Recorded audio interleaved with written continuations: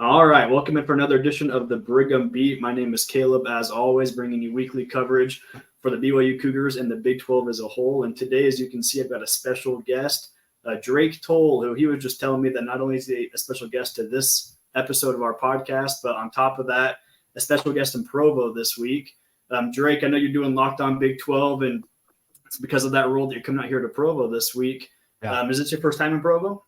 No, man, I've been to Provo once before. It was last year for Baylor and BYU, and blown away. We'll keep the alliteration going. Blown away with what the Cougars are about from a faith standpoint, from a culture standpoint for sure. And then to get to see it in LaVell Edwards Stadium was special. I just remember in the fourth quarter of that game, they bring out the fire dancers and they bring out Cosmo and obviously everything. I mean, it is overstimulation. It's an overload of just stuff happening on the field. I remember having complete chills just seeing such a special fan base and a special atmosphere in Provo for that game. And man, I expected again. The bar has already been set very high by BYU itself. And so this is my second time coming back. I did not eat a cougar tail the first time. We will avenge that this weekend. We need to get you one. Yeah, the cougar tails. I was last in Provo for the Sam Houston game, and there was a little bit of a quality issue. I think all the frosting was coming off on the wrapping, so hopefully that's not an issue this week for you. We'll get you a good cougar tail. The game day atmosphere, like you're talking about, though, I feel like honestly coming into Independence, they had to improve that a ton because I mean you look at our schedules those first couple of years, and we're playing Idaho, New Mexico State. I mean FCS teams in November, and you have to keep fans entertained at the stadium. And when you've got 3 or 4 boring home games, you got to find some way to do it. And as our schedules improved, our game atmosphere improved all at the same time, and it's become honestly quite a spectacle in Provo.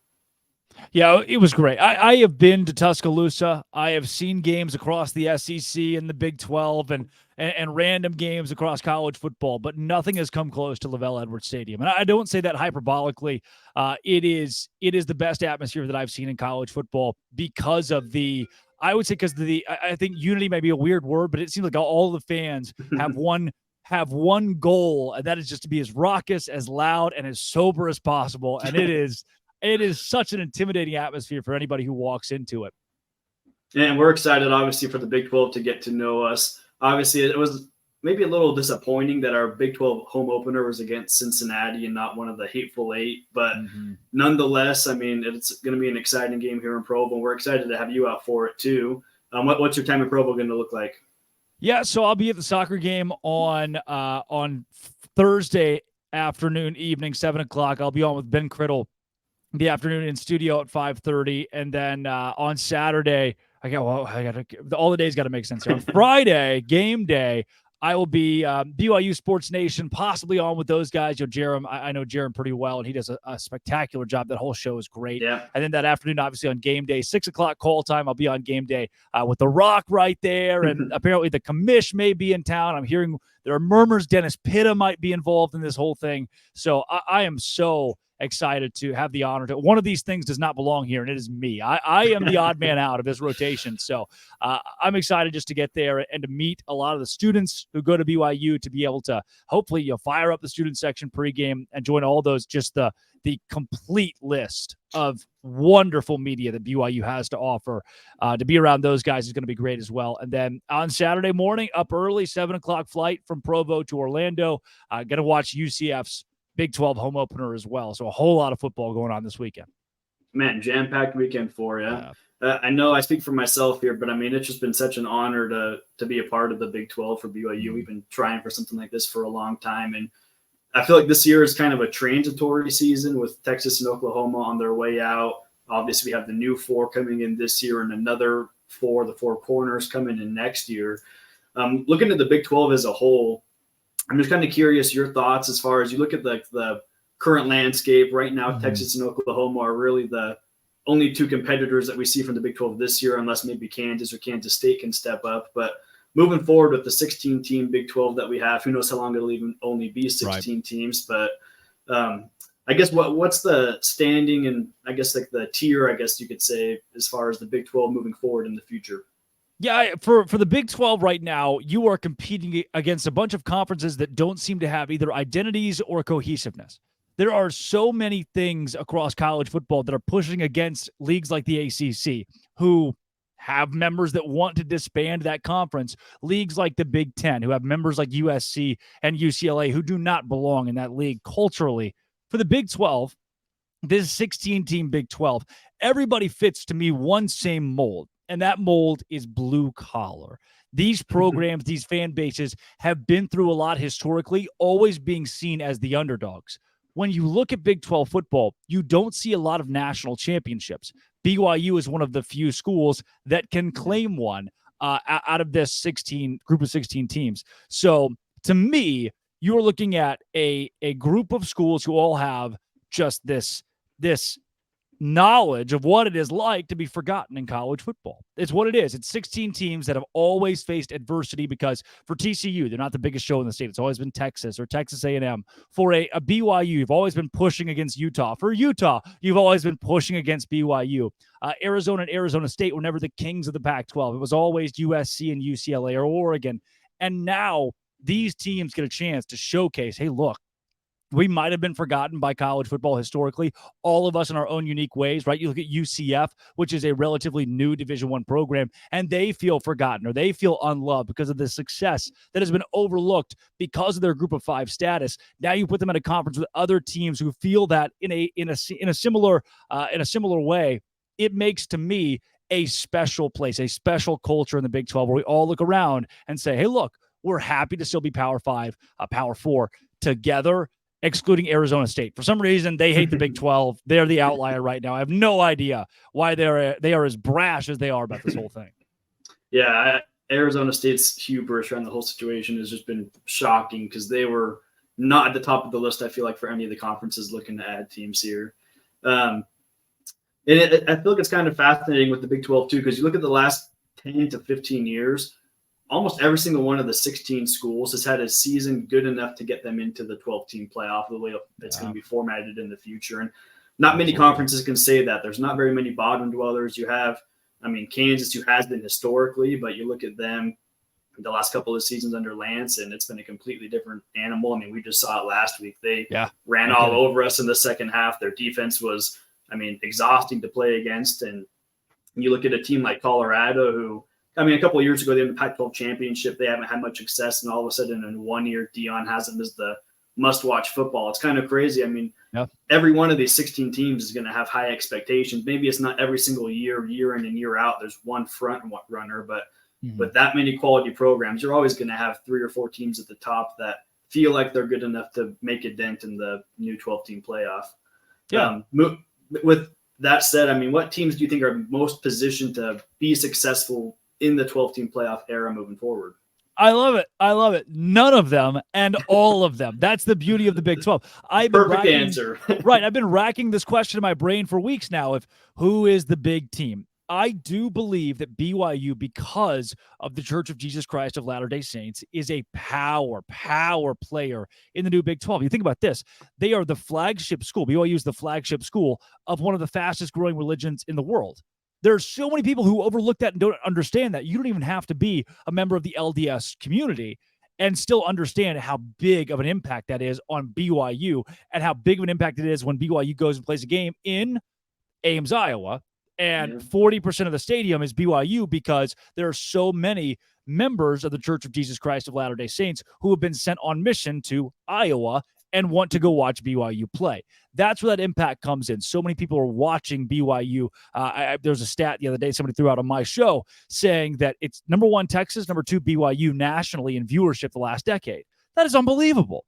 And it's because of the international pull that BYU has. So when I think about teams that are best suited brand-wise, BYU is up there. Obviously, Utah has won back-to-back Pac-12 champions. They are the cream of the crop in that league. They will continue to be good under Kyle Whittingham if he stays, there are murmurs, a loud conversation in Utah that he might not want to lead Utah into this new, especially as I don't want to say anti-Big 12. He hasn't been anti-Big 12, but he surely hasn't been excited about this move. So I'm not sure I've heard one positive word out of his mouth. No, not much. So will he carry Utah into the Big 12? That's a question mark. Colorado and Deion Sanders. Yeah, we were all buying it. Now we're all kind of like, oh, no, it's still a little in limbo. They're going to be a huge brand. But if anybody is well suited to win in the Big 12 over the course of the next 5 to 10 years, it is the irate eight. The teams that have been Power 5 for a long time at a very high level, who have competed with Texas and Oklahoma. You look at the Pac-12 over the course of the last 5 or 6 years and say, all right, who is your big force? No. It's kind of tough to circle one program. Like the Big 12 can circle Oklahoma and say, look at this college football playoff appearance and this one and this one. And they have been such a crucial cog in what this league has been. The Pac-12 has been a revolving door of teams that are good, teams that are bad. And then you have your bottom dwellers, which the last few years have been your Arizona State, even there for a long time, Oregon State, Washington State, who now are prominent in college football, which I think is a good thing for the sport. But with the Big 12, who is it? Who's the big dog? Who are the teams best set up for success? I do believe it's that irate eight, the hateful eight, because they have seen this. They have seen this conference. They've seen this league, the culture of it for so long. I think they're going to have the leg up on everybody else for at least the first few years. And yeah, I mean, we saw with Utah and TCU making their transition, there's some training wheels you got to eventually knock off before you can get and become a power in the conference. And both TCU which doesn't always take long. Doesn't always take long. TCU, it took them a couple of years and they were in. Utah a little bit longer. So we'll see. BYU could be competing for a Big 12 title in 2 years for sure. And I feel like the team that, I mean, there's a lot of buzz around them, but UCF, just the way that they recruit, how cool and experienced Gus Malzahn has made that program. They're a team where, I mean, I feel like they're going to be a nightmare to face, whether it's, an explosive offense. They have a surprisingly stingy defense in a few positions as well. But, I mean, correct me if I'm wrong, I feel like the last I saw, they're leading the conference in the recruiting rankings according to 24/7 going into next season. Gus Malzahn's won a title. We've seen him do it before at Auburn, and I think that UCF could be one of those teams that becomes a conference power. I mean, the Florida State, Miami, and Florida are going to have a lot to say about that. They want to knock them down at every chance they have, but UCF getting to the podium that they're on in the Big 12 now with how large of a student base they have, Florida is just going to have more and more UCF fans growing up out there. It's going to be interesting to see, I guess, their rise in the Big 12. Yeah, UCF and Texas Tech are right there for recruiting in 24, which it says a lot about Texas Tech, so I do want to throw them out as well. I don't know if I mentioned them moving forward. They're going to be a great player with Joey McGuire, despite their struggles this year. For UCF, that is a recruiting hotbed, and you're right, you're competing against Florida, Florida State. The weird thing about those schools, though, is Billy Napier, is he going to be at Florida in the next 2 or 3 years? Can he recruit with himself being on the hot seat pretty squarely, even after a win against Tennessee? Florida State, will they be in the ACC, the Big Ten, the SEC? We don't know. Miami, we thought for the longest time there would be a coaching change there, and then they beat a reeling Texas A&M team, and now everybody's decided that, all right, Miami can stay where it is. So for me, as it looks, UCF has a leg up in recruiting. They have a great coaching staff. Obviously, the team this year is highly competitive. I think they beat Baylor by 2-3 touchdowns this weekend as well. Wow. They are going to be an 8 or 9 win team this year, which says a lot in your first season. And moving forward, of the new schools from a talent standpoint, who can win now, I do think of those 4 that came in this year, UCF is probably at the top of that. Yeah. And next year is just going to be a ton of fun with all 16 teams. I'm excited to get the schedule out, but for now we're still here in 2023. And obviously you're coming out here to Provo this week. Let's talk a little bit about the BYU Cincinnati game that we're going to be watching. And first off, it was very interesting to watch the spread. BYU opened as a favorite, and then quickly within a couple of days, it shifted almost 5 whole points from BYU 3-point favorite to I think it's now Cincinnati is a 2-point favorite. Yeah. I think that just goes to show the uncertainty around these two programs, even 4 games in. Going into this one, what would you call the keys to the game for each of these teams? Cincinnati's offense is sneaky, sneaky good. You look at it, they only put up 6 points against Oklahoma. They lost to Miami of Ohio. It is weird to me that Cincinnati at 2-2 with losses to Miami of Ohio and a game where they didn't score a touchdown against Oklahoma, they get to be favorites on the road against a team that went and beat Arkansas and Fayetteville, right? It doesn't make a lot of sense in my brain. One of the reasons why is how sneaky good their offense is, 488 yards per game. And the big reason why is the resurgence of Emory Jones. He was never a great quarterback at Arizona State, but it's not Arizona State Emory Jones. it is Cincinnati, Emory Jones. And to this point, he has been surprisingly good. I had a Big 12 analyst text me preseason and say Emory Jones will be the worst quarterback in the Big 12. And there for a bit, we didn't have a reason to disagree with that. I was like, oh, yeah, probably so. Last year, obviously a wild year for Emory Jones, him being at Arizona State, but he's already matched his touchdown totals. He has 970 yards passing as well, and his completion percentage at 62.1 is not bad compared to where he's been the rest of his career.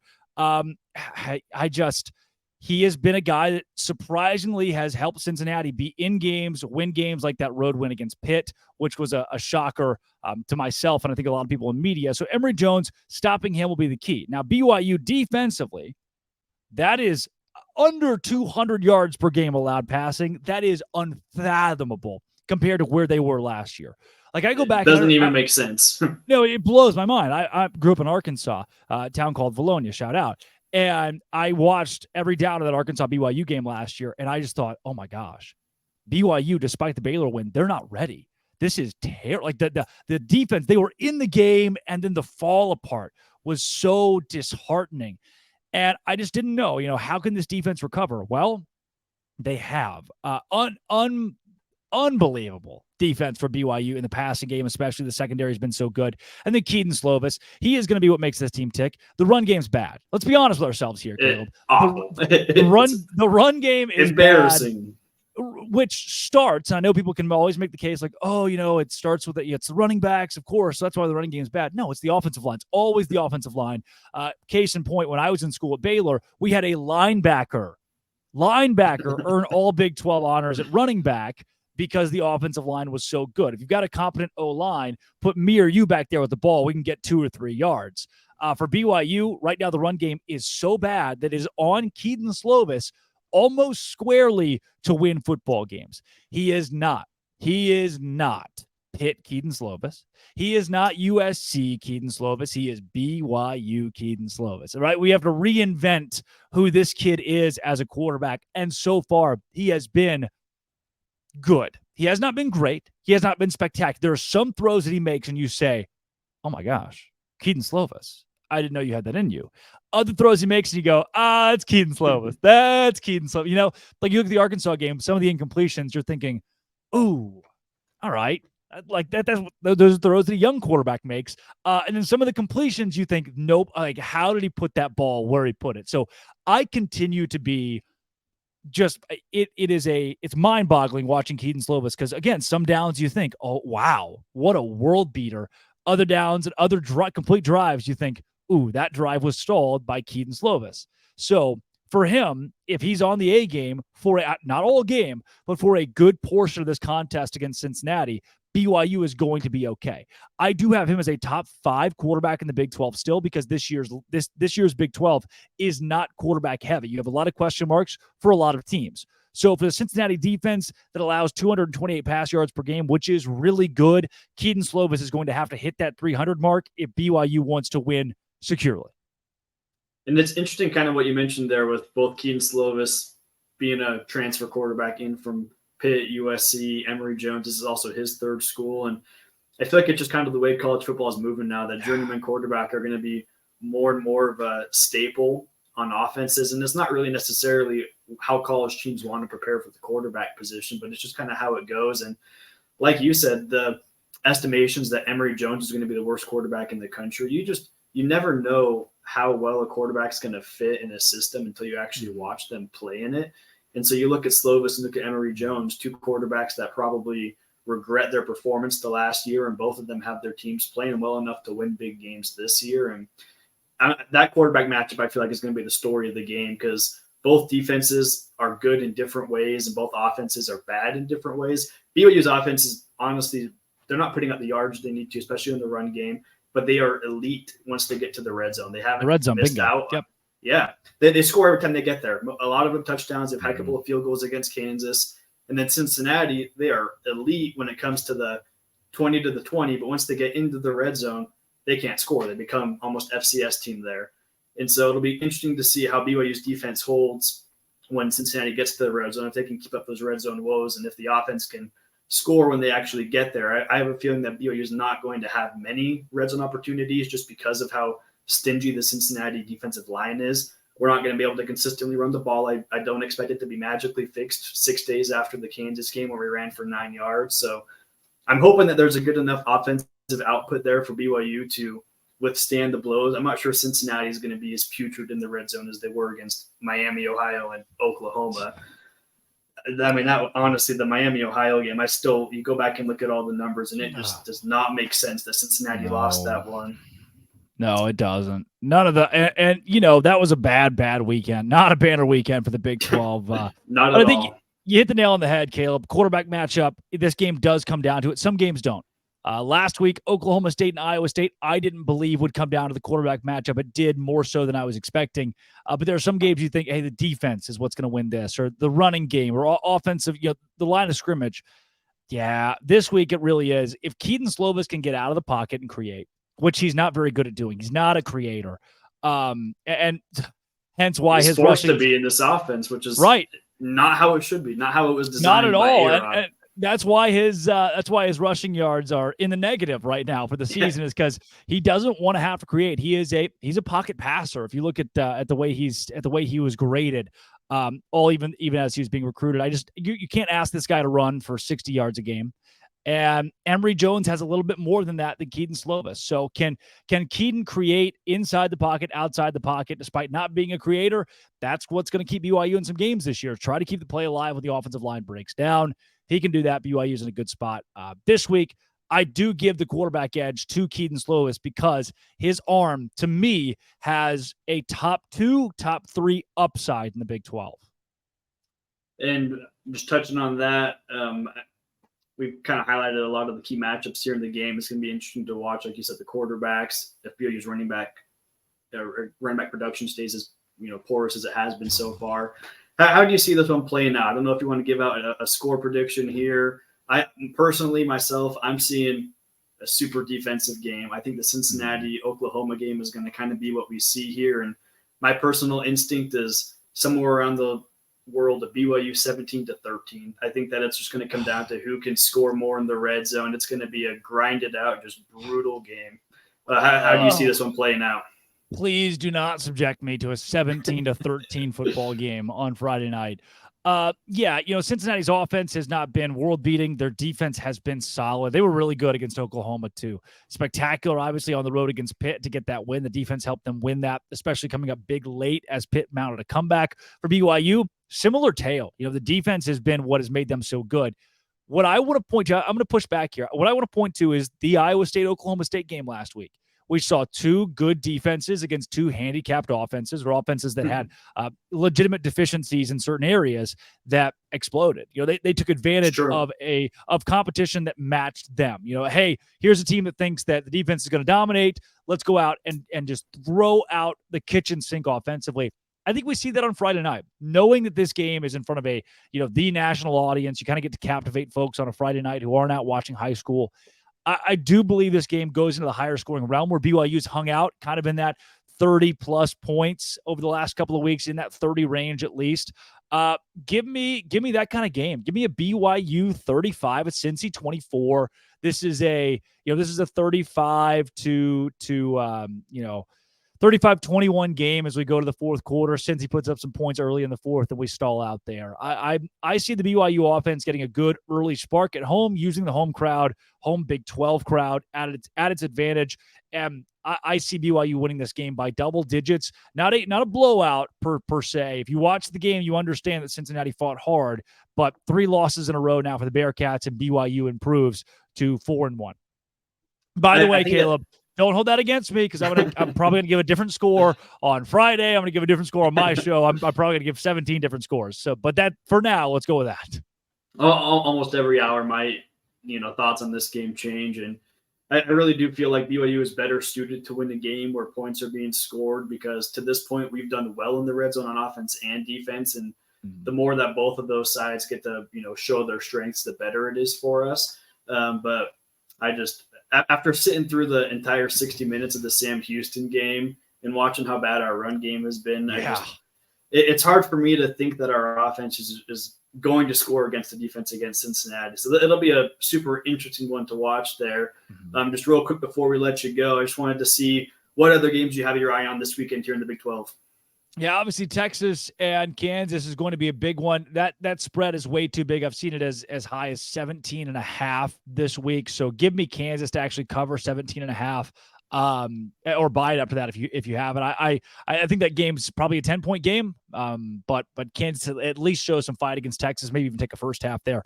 Texas Tech steamrolls Houston. The 8.5-point favorites. I don't think that game is going to be close. Baylor will lose to UCF by double digits. Iowa State, Oklahoma. I have Iowa State covering 20 points easily. That's maybe my lock of the week is Iowa State plus 20 against Oklahoma. TCU and West Virginia. Frogs should not be 12.5-point favorites. West Virginia ground and pound. CJ Donaldson is the best running back in this game because of his ability to get behind the offensive line and utilize the offensive line. West Virginia might lose by a score, but they turn this into a slugfest. Cincinnati BYU. I already gave it to you. 35-24 Cougars. Yeah, the West Virginia spread being as big as it was, the Kansas spread, the Iowa State, it all didn't make too much sense to me. Wild dogs in the Big 12 this week. Yeah, we'll see how much Vegas knows as far as those go. But we're going to see a lot of close games besides, like you said, maybe the Texas Tech Houston one, which ironically is one of the closest spreads at only 8 points this week. Well, Drake, really appreciate your time here with us. I mean, it's been great to get to know you and your thoughts about the Big 12, Cincinnati, and BYU, the game coming up. Hopefully you love your time in Provo. We'll make sure that you get a Cougar tail. Hopefully it's a life-changing experience for you, and we'll look forward to your next time in Provo after this one. I can't wait, Caleb. I cannot wait. I'm excited, and I may be repping some BYU over the course of the week. We'll see. Well, you better be. If not, we'll get you a blue shirt to throw on. There you go. I love it. Awesome. Well, thanks, Drake. Safe travels. Thank you, Caleb.